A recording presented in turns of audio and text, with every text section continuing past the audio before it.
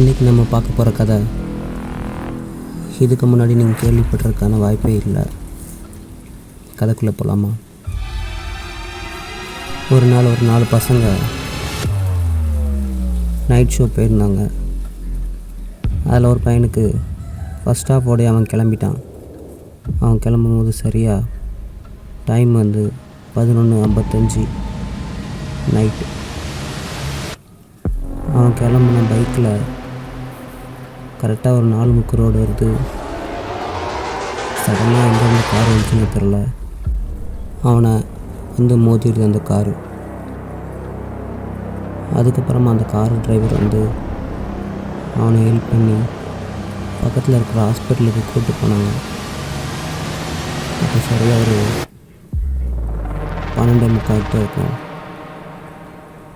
அவனுக்கு மூக்குக்கு மேலே நெத்தி இருக்குது தெரியுமா, ஸ்ட்ரெயிட்டாக அங்கே ஸ்ட்ரெயிட்டாக இருந்து ப்ளட்டு வருது. கீரல் விட்ட மாதிரி இருக்குது. அப்புறம் கை கால்லாம் கொஞ்சம் அங்கங்கே வெட்டி இருக்குது, ரத்தம் அங்கங்கே வருது. அவனுக்கு லைட்டாக முழிப்பு வருது. பார்க்குறான் டாக்டர் நர்ஸுன்ட்டு அவன் ப்ளட் எல்லோரும் தொடச்சி க்ளீன் பண்ணிக்கிட்டு இருக்காங்க. அப்படி பண்ணிகிட்டு இருக்கும்போது டாக்டர் தலையில் அப்புறம் நர்ஸு அவங்களோட தலையில் ஏதோ ஒரு நம்பர் மாதிரி கிளியராக தெரியுது. டக்குன்னு அவன் மயக்கமாயிடுறான். காலையில் ஒரு 8 மணிக்கு போல் கண் முழிச்சு பார்க்குறான். அவங்க அப்பா அம்மா எல்லோரும் பார்க்குறாங்க. ஒன்றும் பிரச்சனை இல்லை, நார்மல் தான் அப்படின்னு டாக்டர் சொல்லியிருக்காங்க. டிஸ்சார்ஜ் பண்ணி கூட கூட்டி போயிடலாம் அப்படின்ட்டு அவங்கக்கிட்ட சொல்லியிருக்காதா, அது அவங்க பையன்கிட்ட சொன்னாங்க. சரி ஓகேன்ட்டு அவனும் கிளம்பலான்னு பார்க்குறான்.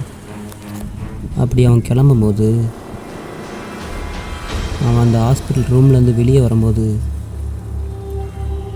ஹாஸ்பிட்டல் வெளியே எல்லாரோட தலையிலையும் ஒரு டேட்டு, ஒரு இயர் அப்படி தெரியுது அவன் தலையில. இவனுக்கு ஒன்றுமே புரியல. சரி நமக்கு தான் ஆக்சிடெண்ட் ஆனதில் ஏதோ தலையில் அடிபட்டு எப்படியோ ஆயிடுச்சு போல் அப்படின்ட்டு நினைக்கிறான். கண்ணை தொடச்சி பார்க்குறான், அப்படியும் சரியாகலை. சரி ஒரு 2 நாளில் சரியாயிரும், வீட்டில் போய் ரெஸ்ட் எடுத்தால் சரியாயிரும் அப்படின்ட்டு அவன் காரில் வீட்டுக்கு போகிறான். அவங்க வீட்டு ஆட்கள் யாருக்கும் அந்த மாதிரி தலைக்கு மேலே டேட்டோ இயரோ தெரியலை. அப்படியே அவன் காருக்கு வெளியே பார்க்குறான். நிறைய பேருக்கு டேட்டும் இயரும் தெரியுது. அது சம் டேட் தெரியுது. அவனுக்கு என்னன்னே புரியலை. சரின்ட்டு 2 நாள் வீட்டில் ரெஸ்ட் எடுக்கிறான். வீட்டில் ரெஸ்ட் எடுத்ததுனால அவன் அதை பற்றியே மறந்துடுறான். சரி வெளியே போகலான்ட்டு போகும்போது திடீர்னுட்டு அவன் ஃப்ரெண்டுக்கு கால் பண்ணுறான். சேனல்லாம் ஓகே தானே அப்படின்னு கேட்குறான். ஓகே தான் அப்படின்னு சொல்லிட்டு ஷூலாம் மாட்டிட்டு காலைல ஒரு 6:30க்கு வாக்கிங் போகிறான். சரி இது என்னன்னு பார்ப்போம் அப்படின்ட்டு போகும்போது அவன் கண்ணுக்கு நிறையா பேர் அவனை கிராஸ் பண்ணுறாங்க. அவனுக்கு தெரியுது இந்த மாதிரி ஒவ்வொருத்தர் தலையிலையும் டேட்டும் இயரும் காட்டுது அப்படின்ட்டு. அவன் கொஞ்சம் யோசிக்கிறான், எந்த மீன் பண்ணுது இது என்னது அப்படின்னு அவன் யோசிச்சுக்கிட்டே இருக்கான். சடனாக அவனுக்கு கொஞ்சம் ஒரு விஷயம் தோணுது. ஒருவேளை இது அதுவாக இருக்கக்கூடாதா அப்படின்னு யோசிக்கிறான். ஒரு பெரியவரை பார்க்குறான். அவருக்கு ஒரு 60 வயசு கிட்டே இருக்கும்.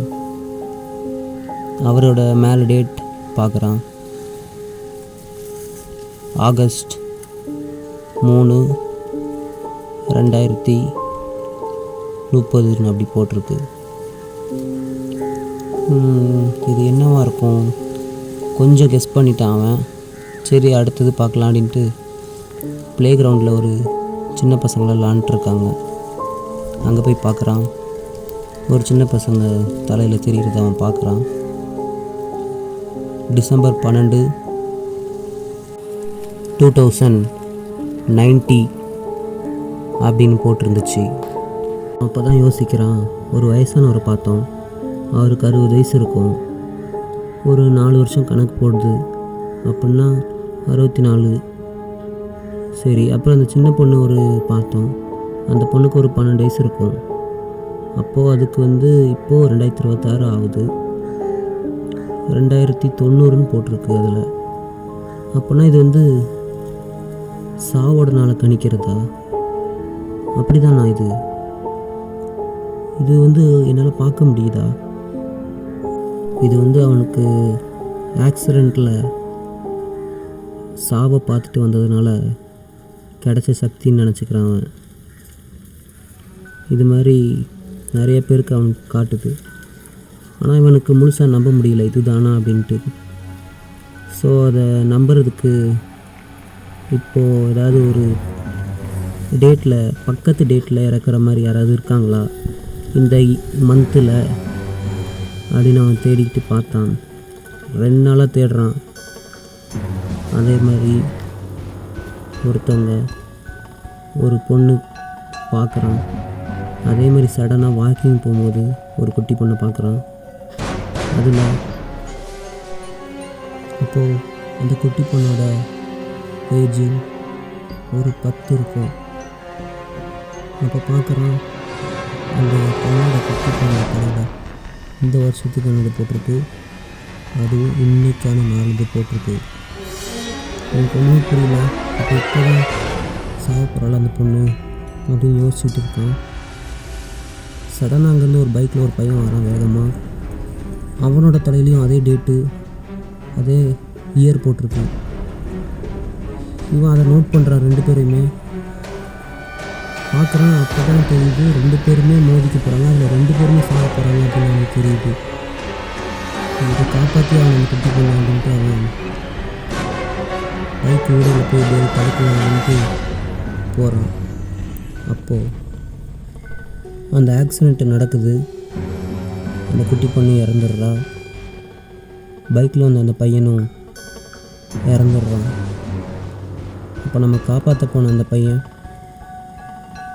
அவனுமே துடிச்சு இறந்து போயிடுறான்.